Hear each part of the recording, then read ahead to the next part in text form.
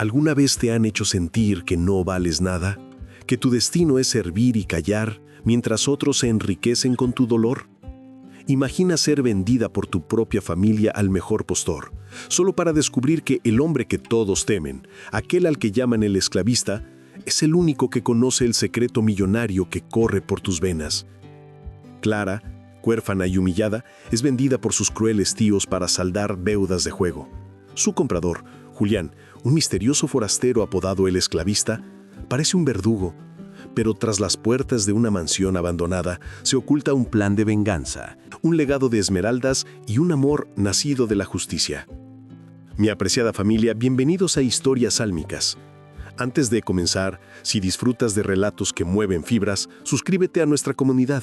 Aquí valoramos la profundidad. Dale un me gusta para apoyar este contenido y cuéntame en los comentarios. ¿Crees que el destino ya está escrito o nosotros lo forjamos con nuestras cicatrices? En un pueblo olvidado por el progreso, donde el polvo de las minas abandonadas cubría hasta la esperanza de sus habitantes, vivía Clara. A sus 28 años, Clara poseía una belleza que la suciedad y el maltrato no lograban ocultar del todo. Su cabello negro y corto, trasquilado a la fuerza, enmarcaba unos ojos oscuros, expresivos y profundamente tristes. Era una mujer de pocas palabras, introvertida por supervivencia, pues había aprendido que su voz solo provocaba la ira de quienes debían protegerla. Desde niña, tras el trágico derrumbe en las minas que sepultó a sus padres, Clara quedó bajo la tutela de su tía Gertrudis y su esposo, Ernesto. En aquel entonces, Ernesto administraba una planta petrolera y el dinero fluía como el agua, pero no para Clara. Mientras sus primas vestían sedas y reían en salones iluminados, Clara era relegada a la cocina, obligada a comer las sobras en el patio trasero, disputando el alimento con los perros de casa de Ernesto. «No me mires a los ojos, estorbo», le gritaba su tía cada vez que Clara levantaba la vista. Le habían enseñado a ser invisible. Le cortaban el cabello de forma irregular con la excusa de ahorrar agua y champú. Pero la verdadera razón era destrozar su autoestima, asegurarse de que nunca se sintiera merecedora de amor o libertad.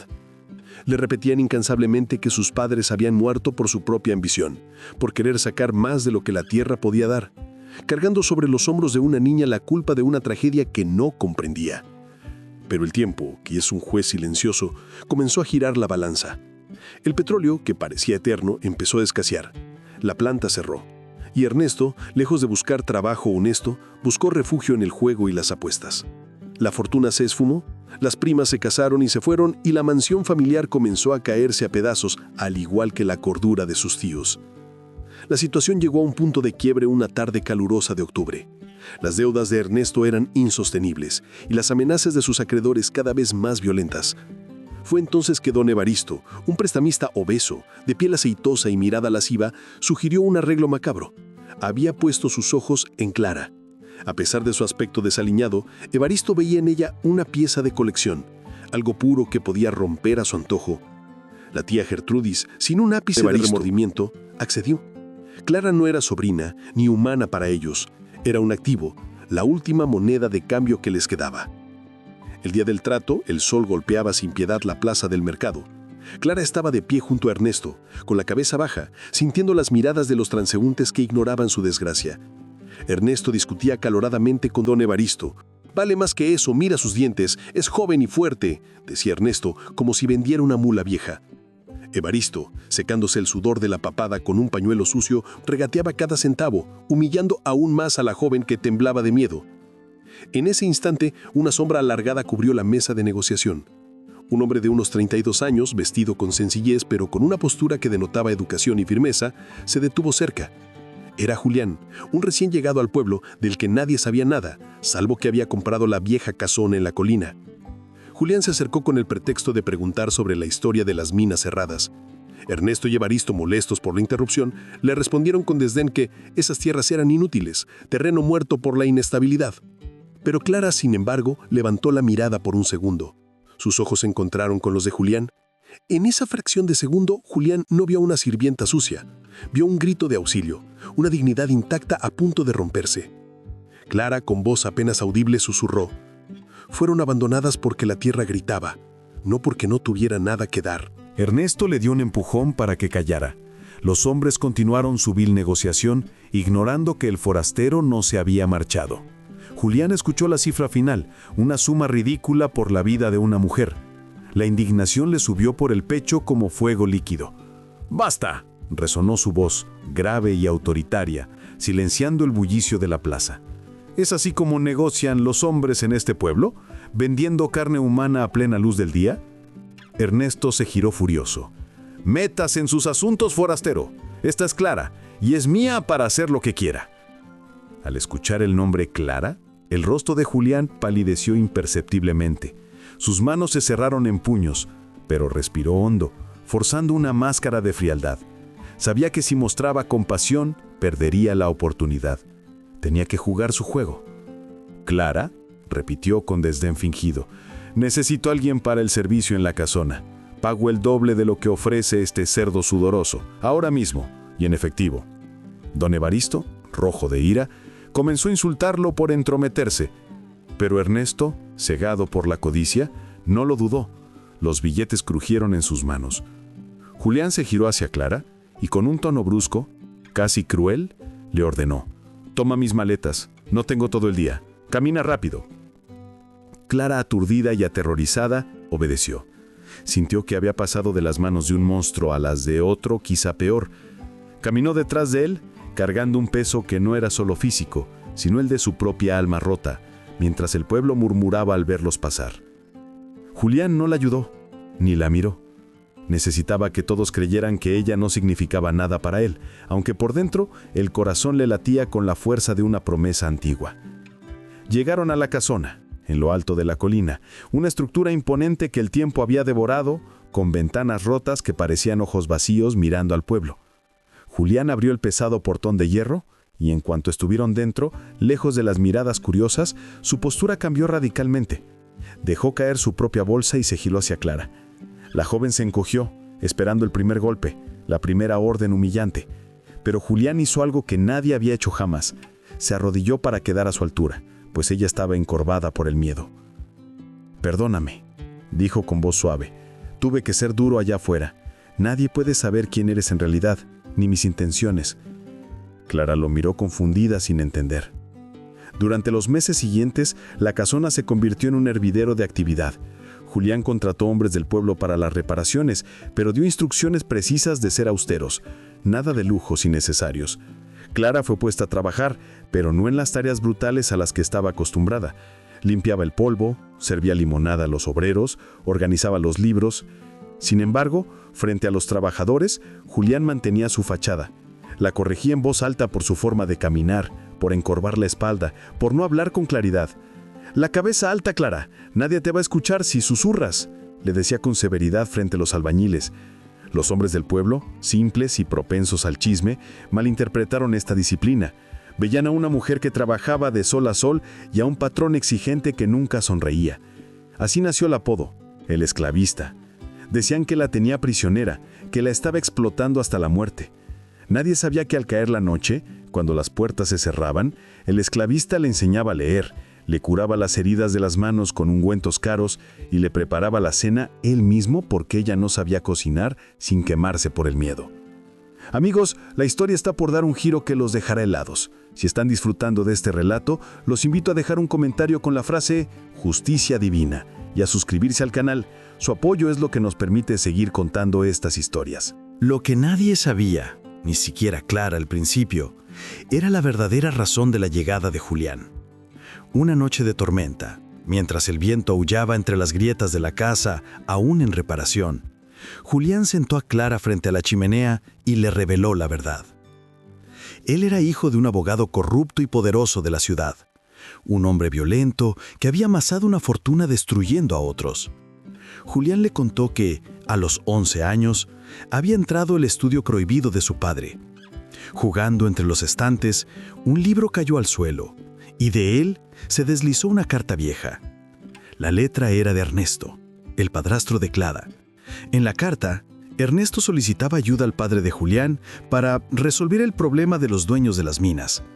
Decía que había petróleo bajo esas tierras, pero que los dueños se negaban a perforar por el riesgo de derrumbe.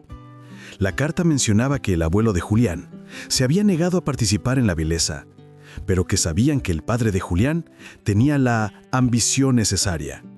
Julián recordó cómo su padre entró en ese momento y él tuvo que esconder la carta en su pecho, recibiendo una paliza solo por estar allí.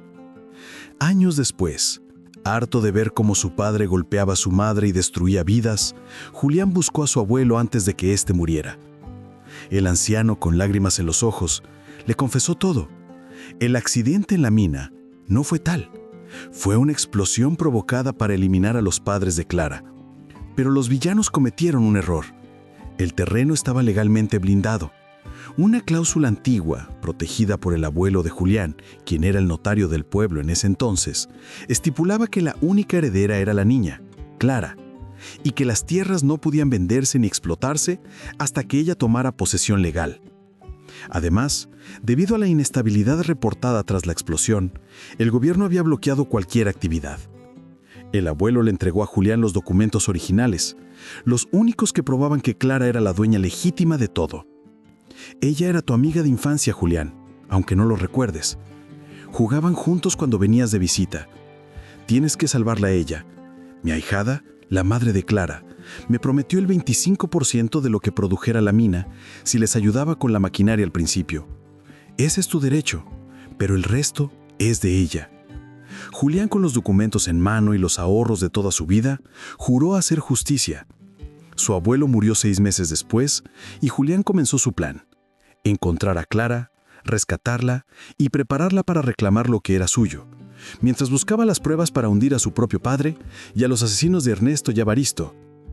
Pasaron 2 años. La casona, ahora restaurada, era la más hermosa de la región, rodeada de un cafetal próspero que Julián había cultivado para mantener las apariencias y generar ingresos legítimos. Clara ya no era la sombra asustada del mercado. Su cabello había crecido brillante y negro como la noche.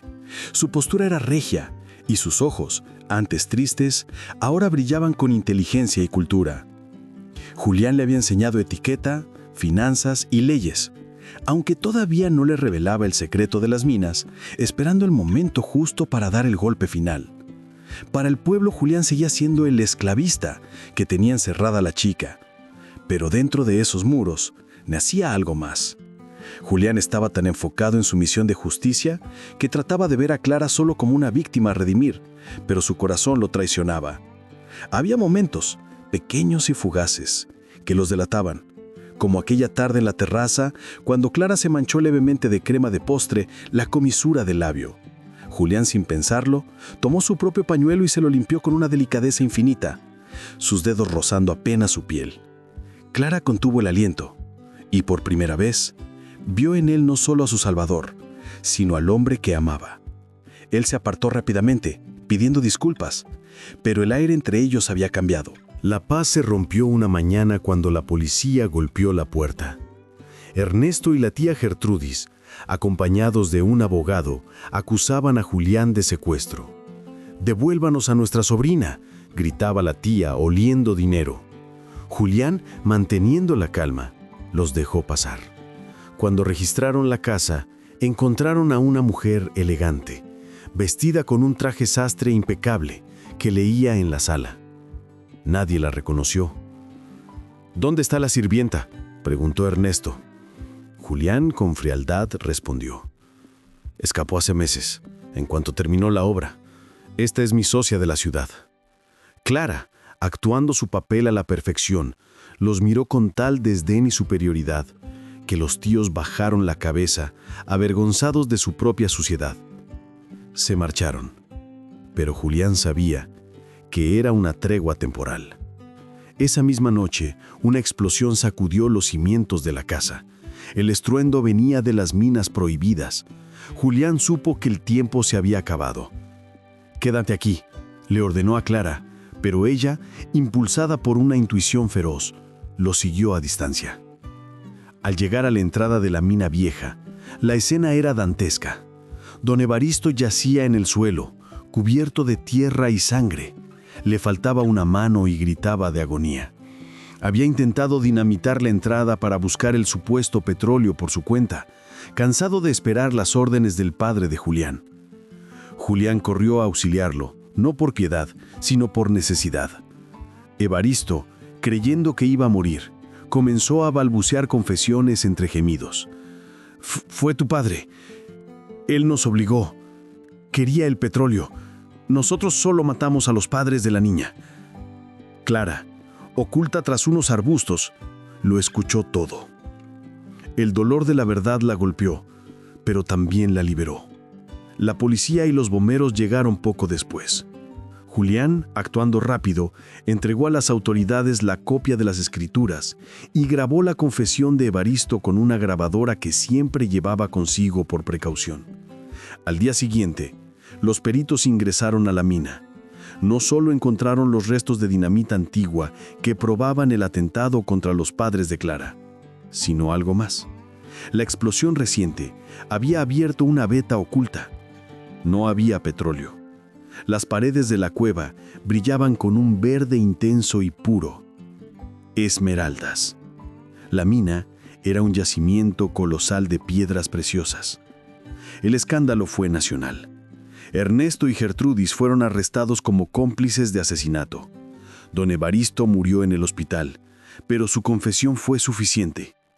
El padre de Julián, el gran abogado de la ciudad, intentó usar sus influencias, pero las pruebas del abuelo y la confesión grabada lo acorralaron. Logró evitar la cárcel por tecnicismos legales y sobornos, pero su reputación quedó destruida y fue inhabilitado de por vida. Lleno de rencor, desheredó a Julián públicamente, dejándolo sin un centavo de su fortuna familiar. Pero a Julián no le importó. Regresó a la casona, preparado para despedirse, creyendo que su misión había terminado. Encontró a Clara en el jardín. Ella ya sabía que era la dueña de todo, de las tierras, de las esmeraldas, de la casona. Julián le entregó los papeles. «Tu 100%», dijo él, renunciando a su parte del trato del abuelo, sintiendo que no merecía nada por ser hijo de un monstruo. «Eres libre, Clara. Eres rica». Se dio la vuelta para irse, con su maleta vieja en la mano. «Espera», dijo ella con esa voz firme que él le había ayudado a encontrar. «¿A dónde vas, esclavista?». Julián se detuvo. Clara se acercó y le tomó la mano, poniendo los papeles sobre su pecho. «El contrato de tu abuelo dice 25%, pero yo no quiero el 75% restante si no estás tú para compartirlo. No me salvaste para ser rica, me salvaste para ser yo misma». Julián la miró y por fin la máscara cayó. Lloró, no como el héroe, sino como el niño que también había sido víctima de su padre. Se abrazaron en medio del cafetal, bajo la sombra de la montaña que guardaba esmeraldas, pero sabiendo que el verdadero tesoro lo tenían entre los brazos. Con el tiempo, la mina se abrió bajo estándares éticos, trayendo prosperidad al pueblo. Julián y Clara se casaron, y se dice que aunque tenían la fortuna más grande de la región, lo que más brillaba en esa casa no eran las piedras verdes, sino la mirada de una mujer que aprendió a ver su propio valor a través de los ojos del hombre que la amó en silencio. A veces, la vida nos envuelve en capas de suciedad, dolor y desprecio, haciéndonos creer que somos carbón sin valor. Pero recuerda, es bajo la presión más intensa y en la oscuridad más profunda donde se forjan las esmeraldas. Clara necesitó ser rescatada, sí, pero su verdadera salvación fue descubrir el poder que ya residía en ella. No permitas que nadie le ponga precio a tu vida. Si esta historia tocó tu corazón, por favor regálame un me gusta y comparte este video con alguien que necesite recordar su valor. Suscríbete a Historias Sálmicas para más relatos que sanan el alma. Nos escuchamos en la próxima historia.